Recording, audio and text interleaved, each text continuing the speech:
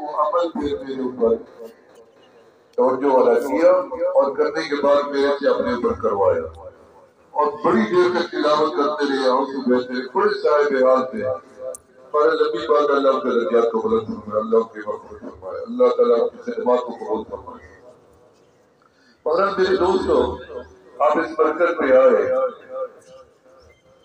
تو میرے حضرت کی کچھ صحیح پڑھی ہوئی کتاب ہے، آپ نے اکثر دیکھی ہے، اس کے اندر ایسی چیز ہے ایک سے ایک لفظ ہیرے اور جواہرات سے زیادہ وزندار ہے، جاندار ہے اور نفع بخش ہے اور نور سے بھرا ہوا ہے۔ میں تو جب بھی اس کو کھولتا ہوں اور دیکھتا ہوں میرا دل بھر جاتا ہے اور رونے کو دل کرتا ہے کہ کتنی بڑا شیخ تھا یہاں، آج ہم جیسے بیکار لوگ اس جگہ پہ آ کے بیٹھ گئے۔ میں اپنے ساتھی کو کہتا رہتا ہوں کہ تمہاری بدنصیبی کے لیے یہی کافی ہے کہ ہم جیسے لوگ تمہارے رہنما بن گئے۔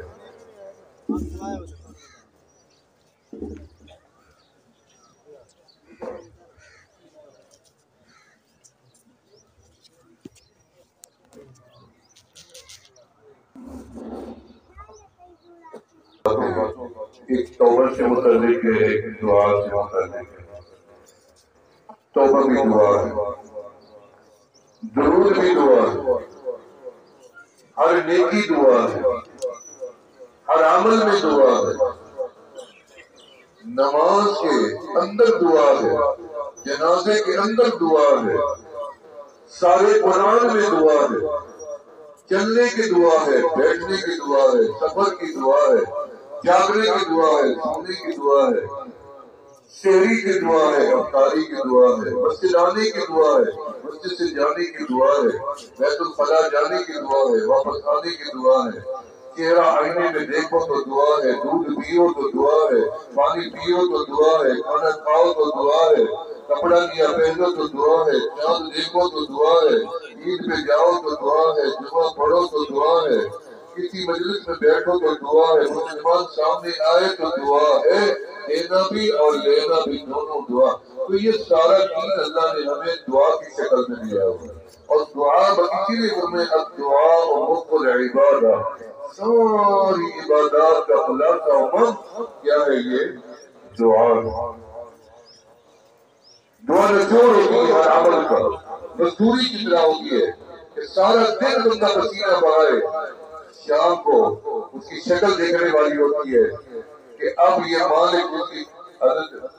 رسول اللہ صلی اللہ علیہ وسلم نے ایک مرتبہ اپنے اصحاب سے فرمایا الا اخبرکم بخضر، کیا میں تمہیں خضر کے بارے میں نہ بتا دوں؟ یا رسول اللہ بتائیں۔ فرمایا ذات یوم کان یمشی فی اسواق مصر، فرمایا ایک مرتبہ خضر علیہ السلام بازار میں سے گزرے، وہ تو گزر سکتی ہے، ہمیں تو منع ہے۔ ایک بندے نے ان سے آگے بڑے وسیع شکل، بڑے خوبصورت، متین، قامت، ہر طرح سے باروب تھے۔ ان کو ایک بندے نے آ کے سوال کیا کہ میری مدد کرو، مجھے 200 درہم ضرورت ہے۔ اس نے کہا ماں میرے پاس نہیں۔ تھوڑی دور جا کے اس نے کہا اتنی حسین و جمیل قد کاٹ، بڑے باروب، آپ کے پاس پیسے نہیں، مجھے ضرورت ہے، مجھے پیسے دے۔ اس نے کہا ماں پھر تیسری مرتبہ آ گئی، تیسری مرتبہ آیا، اس نے کہا واللہ ماں قسم اٹھاتی ہے میرے پاس نہیں ہے۔ اس نے کہا مجھے ضرورت ہے۔ حضرت علیہ السلام نے اس بندے کے اپنا ہاتھ اس کے ہاتھ میں دیا کہ بے نفسی، کہ مجھے کسی کے پاس بھیج دو اور میں غلام بن جاؤں گا اور تم اپنی ضرورت کے پیسے لے لو، جب تک وہ اجرت آپ جو پیسے آپ کو دیں گے میں اس کے پاس محنت و مزدوری کرتا رہوں گا۔ بازار لے گیا وہ بندہ، اسی کے بتائیے، اور بازار میں جا کے خضر علیہ السلام کا 200 درہم میں سودا کرتا۔ اب وہ جو لے کے گیا گھر، اس نے دیکھا اتنی عظیم آپ کی تو غلام لگتا ہی نہیں۔ اس نے کہا آپ بیٹھے رہو، بس میں آپ کو دیکھتا رہوں گا، کھانا آپ کھاتے رہو۔ اس نے کہا میں اسے کیوں بیٹھوں گا، میں اپنے آپ کو بیچ کے آئی ہوں آپ کے ہاتھ میں، کام کرو، بیٹھوں گا نہیں، تو میں غلام بن کے ہوں آپ کا۔ اس نے کہا آپ کا حلیہ، شکل، یہ غلاموں جیسے میرے شیخ بدری رحمۃ اللہ ہے ہجرت فرما کر گئے جب ارادہ کیا بکریاں چلاؤں کسی بندوں کی جا رہا ہوں رات کو رسول اللہ صلی اللہ علیہ وسلم کی زیارت ہوئی فرمایا عبد الغفور آپ کو اس لیے نہیں بلایا کہ آپ بکریاں چلاؤ یہاں پہ آپ کے ماتھے پہ بکریاں چلانا نہیں لکھا ہوا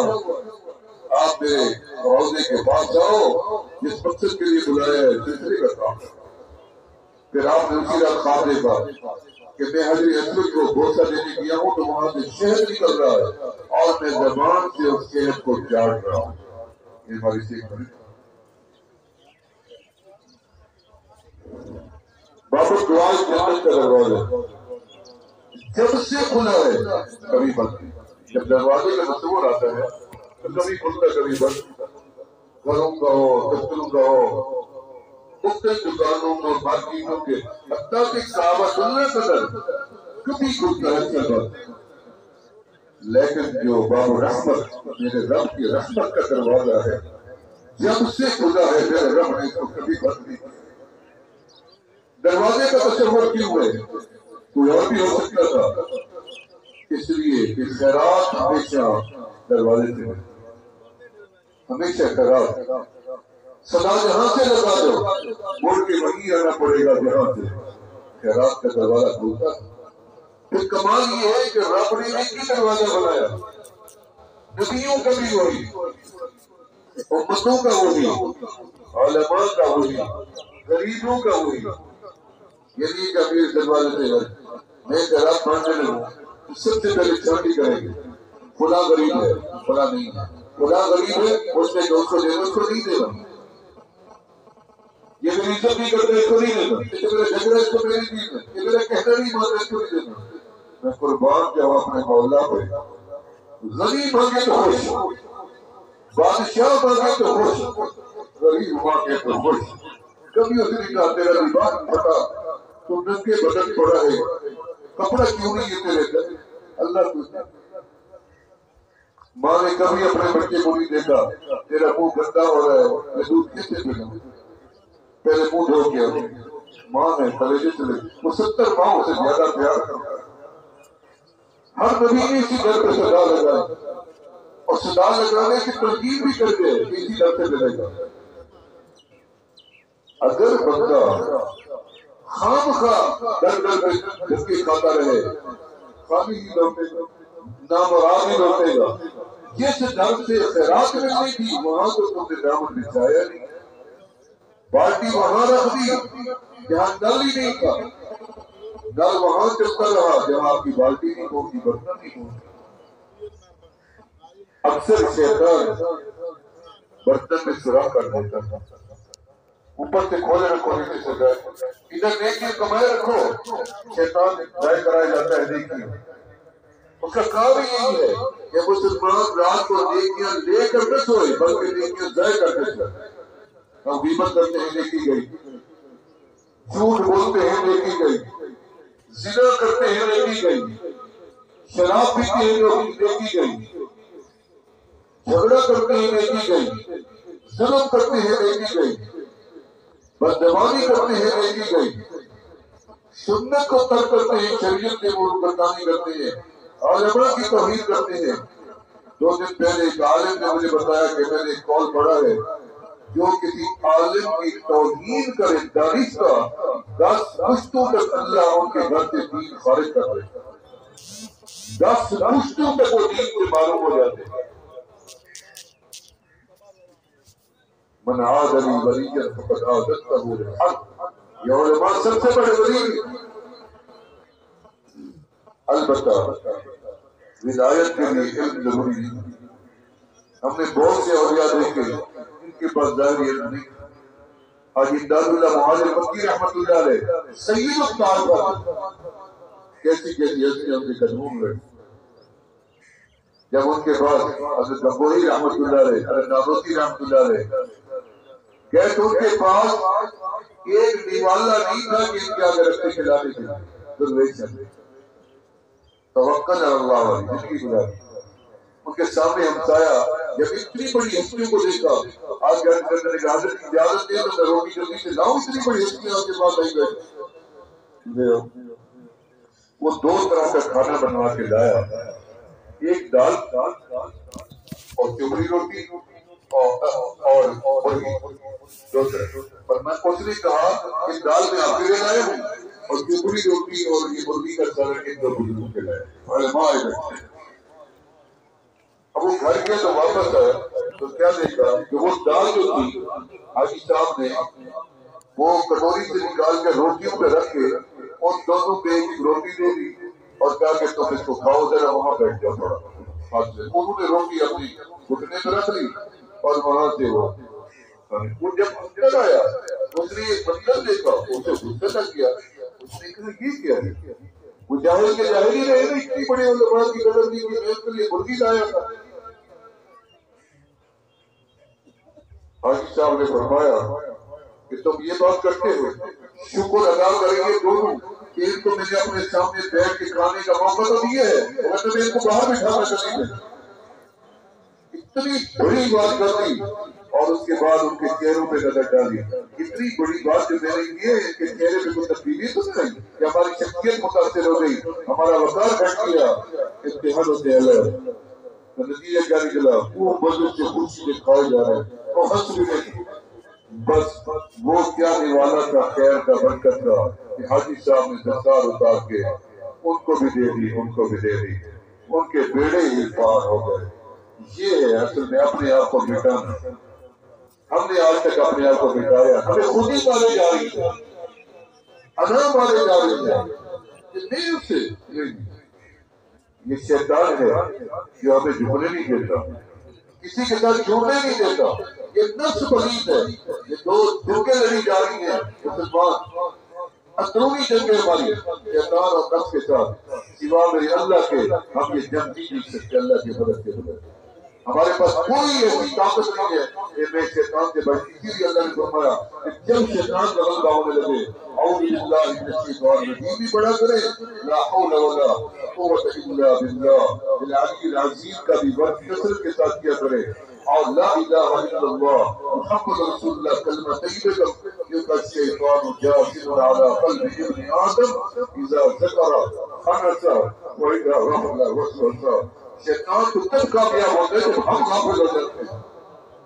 ہم ذاکر بن گئے، شیطان کی طاقت نہیں ہے قریب آئی۔ میرے حضرت خواجہ فیض علی فریقی رحمۃ اللہ علیہ کے پاس 4000 سے زیادہ جنات حضرت کے بیت بھی تھے اور حضرت کے تلمید بھی تھے۔ حضرت نے کئیوں کو قرآن پڑھایا، کئیوں کو دین کی کتابیں پڑھائی، اور ہار کے نیچے اکثر وہاں جا کے پیے جلا کے ان کو پڑھاتے تھے۔ غار جب حضرت کا وصال ہوا تو اس غار سے کتابیں ہٹا لی، کراچی کے پیچھے غار تھی، یہاں آپ آرام فرما، اس کے پیچھے غار تھی۔ بلکہ میرے والد صاحب حضرت فرماتے تھے جو کنواں تھا حضرت کی کھیت کا اکثر چلاتے ہی کتنا میری ڈیوٹی تھی، اور مجھے حضرت کہتے ہیں قاضی جاؤ کنواں چلواؤ، کتنے میں جا کے چل کر کے ٹھہر جاتا، نہیں کہتا فقیر ہو حضرت فرمارے کنواں چلاؤ، کنواں چل پڑتا۔ جب کھیت پورا ہو جاتا فقیر ہو حضرت فرمارے کنواں بند کرو، پھر کنواں رک جاتا۔ یہ حضرت کا یہاں کنواں چلنا کوئی بڑی بات نہیں ہے۔ من کان للہ کان اللہ له، جو اللہ کا بن گیا اللہ اسی کا بن گیا، جس کا رب بن گیا اسی کا۔ البتہ شریعت کی پابندی بڑی ضروری تھی۔ میرے خواجہ فضل رحمت ساری زندگی جیب نہیں سلوائی، جیب تھی نہیں، جیب ہم اس لیے بناتے ہیں قیمتی چیزیں، قیمتی کیا ہوتی ہے؟ پیسہ ڈالیں۔ حضرت کو کراڑی کہتے ہیں، اب کراڑی مجھے سمجھ آ رہی ہے، کراڑی ہندوؤں کی بیوی کو ہم کراڑی کہتے ہیں، ہم بھی کہتے ہیں۔ تو جیسے ہندو سے نفرت غیر مسلم سے، اور اس کی بیوی سے تو اور ہی نفرت، تو حضرت نے اتنی نفرت والا لفظ اس کا رکھا ہوا تھا۔ جب یہ مسجد بننے لگی تو میرے والد سے فرمایا قاضی گھر جاؤ نانی اماں سے کراڑی اٹھا لو۔ روایت میں جب کیا تو لکڑی کے صندوق میں نانی جی بھی اللہ والے تھے، انہوں نے ایسے بھر بھر کے آپ کی تھوڑی بھاری میرے والد صاحب کی، اور حضرت فرمایا ٹھیکیدار احمد پر چل کیا کرے، تھوڑی بچھا، انہوں نے چادر بچھائی، میرے والد صاحب فرمایا پلٹ دو، انہوں نے کہا گانٹ باندھ دو، گننے تو دیں، تو میں نہیں گننا نہیں ہے، لے جاؤ، کم ہو جائے تو اور لے جاؤ۔ کوئی صاحب یہ تارے کے دنیا لوگ ہیں، اور میں ساری زندگی میرے پر حج فرض نہیں ہوا، ساری زندگی میرے پر زکات فرض نہیں ہوئی، ایسی جماعت کو رنگ لگے، آج 100 سال ہونے والا ہے، آج ان کا فیض پوری دنیا میں پھٹے پا ہے، شریعت کی وجہ سے، اتباع شریعت وغیرہ ہزاروں پیر ہے، بلکہ پاکستان ہندوستان تو ہے ہی ایسا علاقہ نام و نشان نہیں ہے، خانقاہیں ویران بھی پڑی۔ تو میرے دوستو دعا لجاجت سے مانگنی پڑتی ہے، زور تو ہے نہیں اللہ کے اوپر کہ ہم زبردستی اللہ سے سب کچھ بنوا لیں، استجائی کی جا سکتی ہے، گزارشی کی جا سکتی ہے کہ مولا ہم بڑے دکھی تیرے گھر پہ آئے ہیں، اتنی بڑا جمع ہم کبھی ہو ہی نہیں سکتے تھے، کوئی کوئٹے سے، کوئی پشاور سے، کوئی گلگت سے، کوئی بغان سے، کوئی ناران سے، کوئی کشمیر سے، کوئی کس ملک سے، کوئی کس ملک سے، کوئی کس شہر سے، کہ بہت اوپر درجے کے لوگ، کوئی نیچے درجے کے لوگ، کسان ہیں، تاجر ہیں، ہر طرح کی یہ جو جمع غفیر ہے، یہ ہر طرح کے لوگوں کا اجتماع اس طرح کا ملنا لامحال ناممکن بھی ہوتا ہے، کبھی ممکنات بھی ہو جاتی ہیں، اللہ کی قدرت ہے۔ تو بہرحال اس ویرانے جنگل میں اس طرح کا ہونا ناممکن تھا جو اللہ نے ممکن بنایا، اس سے غریبت جانے ایک بندہ بھی اس مجمع میں ایسا بیٹھ گیا یا ٹھہر گیا جس کی آمین میرے مولا نے قبول کر لی، ہم سب کی بھی ہے۔ میرا دعویٰ نہیں ہے کہ میری ہی قبول ہوتی ہے، لیکن اللہ کی شان ہے کہ اللہ تعالیٰ سب کے دلوں میں سب کا رب ہے، جو مانگے آپ اپنی مرادیں دل میں بیٹھیں گے، مانگیں گے تو اللہ تعالیٰ قبول۔ میں توبہ کی کلمات پڑھوں گا آپ کو۔